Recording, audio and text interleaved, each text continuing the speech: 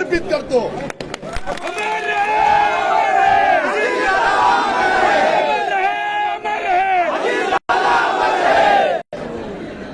या मावळ तालुक्यानं दादा गेल्यानंतर दादांनी या तालुक्यासाठी दिलेल्या योगदानाची आणि सुनील अण्णा शेळकेंनी केलेल्या कामाची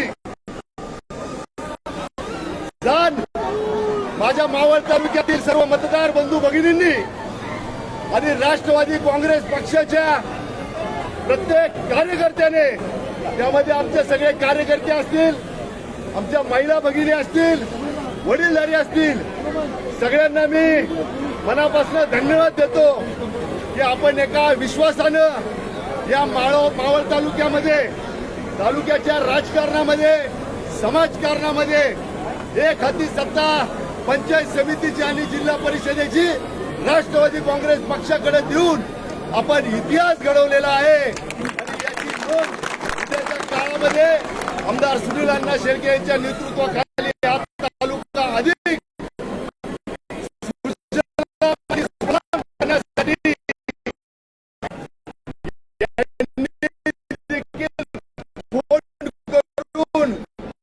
सर्व विजयी केलेला आहे।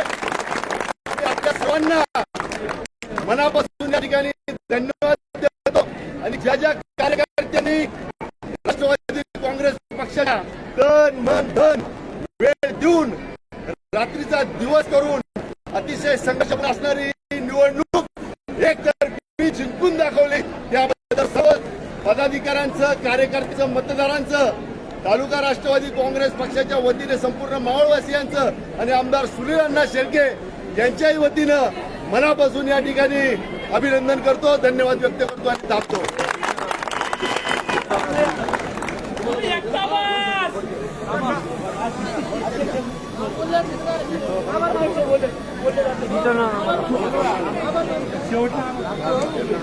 जिल्हा पंचायत समितीच्या निवडणुकीच्या निकालाच्या पार्श्वभूमीवरती विजयी मिरवणुकीत सहभागी झालेले सर्व विजयी उमेदवार, कार्यकर्ते, बंधू आणि भगिनींनो, मावळ तालुक्यामध्ये आपण राष्ट्रवादी काँग्रेस पक्ष, अजित पवार गट, रिपब्लिकन पक्ष ऑफ इंडिया, स्वाभिमानी रिपब्लिकन पक्ष ऑफ इंडिया एकत्र येऊन या निवडणुकांना आपण सामोरे गेलो।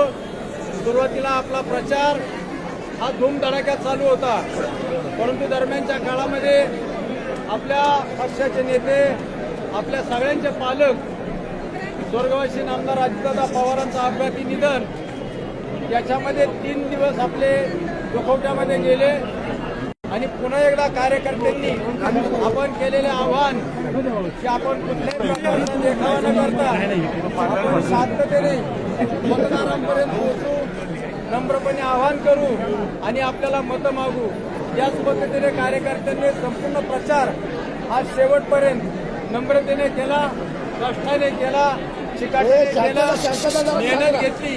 म्हणून महाराष्ट्रामध्ये हा एकमेव तालुका असेल सगळ्याच्या सगळ्या जागा आपण जिंकलो आणि ह्या नेत्याला आपण श्रद्धांजली या विजयाने आपण अर्पण केलेली आहे।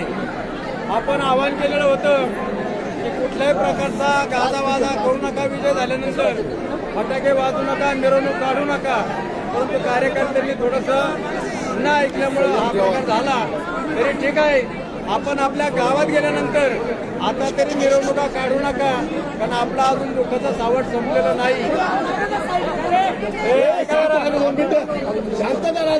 मिनिटं थांबा फक्त, गडबड करू नका। या विजयाचं सर्व श्रेय आपल्या तालुक्याचे आमदार सुनील अण्णा शेळके यांना जातं।